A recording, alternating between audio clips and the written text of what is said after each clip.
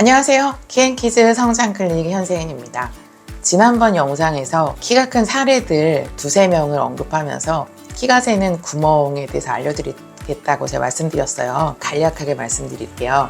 첫 번째 키가 셀 수 있는 구멍 한 가지는요, 초저, 특히 여아들에게서 주의해야 될 상황인데 슬라임입니다. 슬라임 또는 이제 말랑이라고도 하고요. 일반적인 클레이도 사실 비슷해요. 슬라임 같은 경우는 많은 양의 환경 호르몬이 함유되어 있는데, 특히 프탈레이트 같은 가소제가 다량 함유되어 있을 수 있거든요.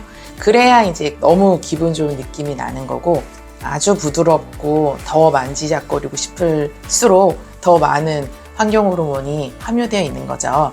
근데 그게 손바닥 피부가 이제 얇죠, 아이들 같은 경우. 그것을 통해서 정말 많이 흡수된다는 거를 모르시는 경우가 많습니다. 그래서 제가 지금 생각나는 거는 우리 코로나 한창일 때 2021년쯤에는요, 저희 병원 성주숙으로 온 가슴 몽우리가 잡힌 초1, 심지어 유치원생들도 제법 있었어요.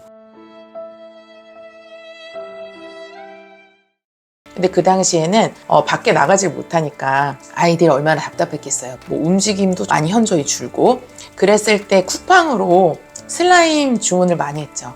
그래서 쿠팡으로 슬라임 오면 하루 종일 어디 못 나가니까 만지작거리고 조물거리고 또 배달 음식 먹고 운동 못하고, 이때가 이제 제일 아이들이 고생을 많이 했던 시기였는데, 이때 슬라임으로 인해서 성주숙이 왔다라고 추정됐던 애들이 정말 많습니다. 우리가 6학년 때 전교에서 최고 큰 키 되는 게 목표가 아니잖아요.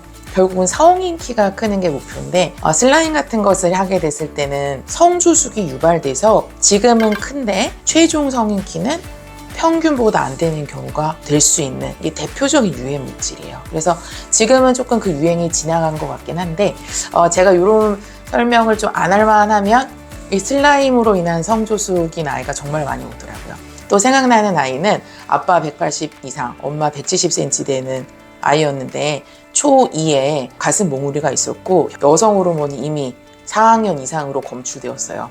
뼈 나이도 이미 빠르고. 그래서 어떻게 보면 현대의학에 좀 힘을 빌려야 하지 않나 이렇게 생각을 했는데, 어머니께서 좀 치료에 대해서 어려워하는 마음을 표현하셨고, 그래서 일단은 매일 운동할 수 있겠느냐, 운동을 해보고 숏텀 팔로업을 해보자, 이렇게 권유를 드렸어요.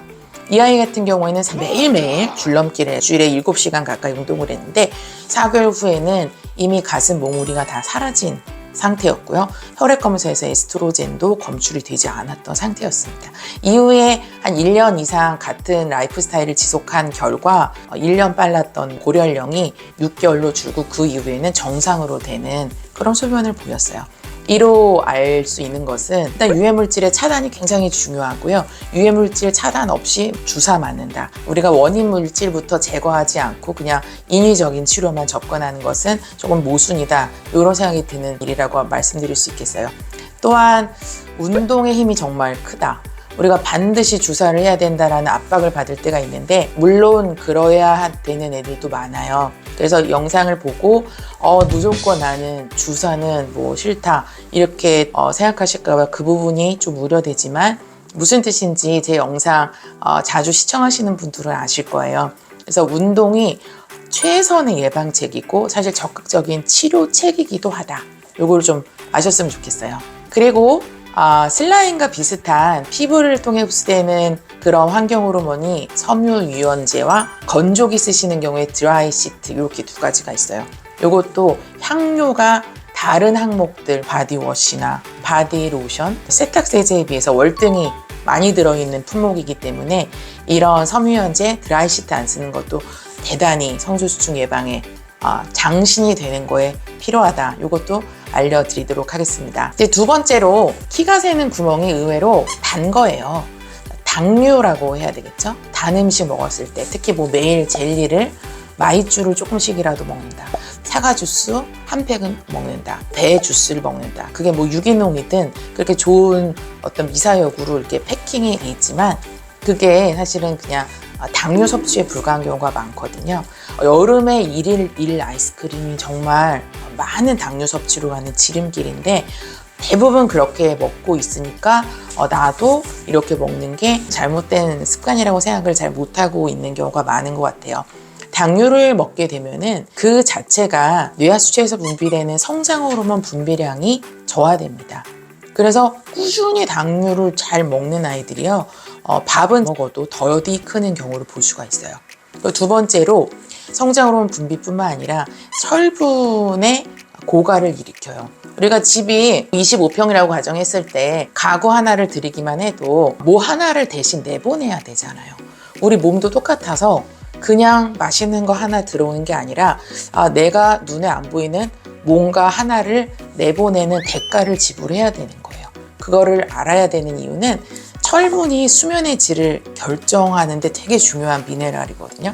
수면 클리닉에 가면 애건 어른이건 혈액에서 철분 검사를 꼭 합니다.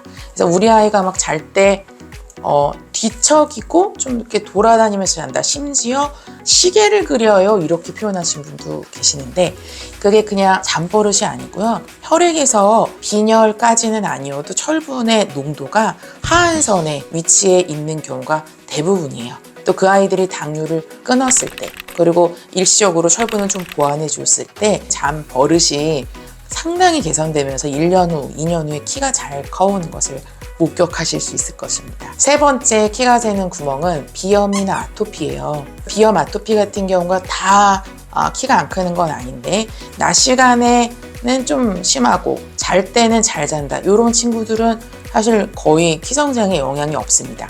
근데 잘 때 이렇게 긁느라고 항상 긁는 습관이 있거나 코가 답답해해서 또는 입을 벌리면서 자는 친구들 같은 경우에 아빠 엄마 다 크고 아이도 해마다 앞자리에 앉는, 그러니까 더디 크는 추위를 보이는 아이들이 되게 많아요. 이러한 경우에 주사를 원해서 오시는 분들이 있는데요. 제가 봤을 때 부모님들도 다 평균 키 이상이고 혈액에서도 아무 문제가 없다. 이랬을 때 비염이나 아토피의 유무를 반드시 여쭤봅니다. 그랬을 때 중등도 이상의 알러지를 가지고 있는 아이의 경우 알러지만 효과적으로 관리해줘도요. 키가 사실 주사를 맞는 것처럼 드라마틱하게 크는 애들도 있어요. 그래서 오늘 알려드린 이 세 가지 키가 셀 수 있는 구멍에 대해서 혹시 정보가 없으셨다면 이 영상을 보고 좀 도움을 받아보셨으면 좋겠고요. 또 가까운 성장 클리닉에 가셔서 상의해보고 우리가 눈으로 그냥 뭐 눈바디라고 하죠. 대충 보고 알 수 없지만 혈액은 많은 정보를 담고 있기 때문에 어린이여도 검사를 받으시는 것을 저는 추천합니다. 오늘 영상 도움이 되셨길 바라요. 감사합니다.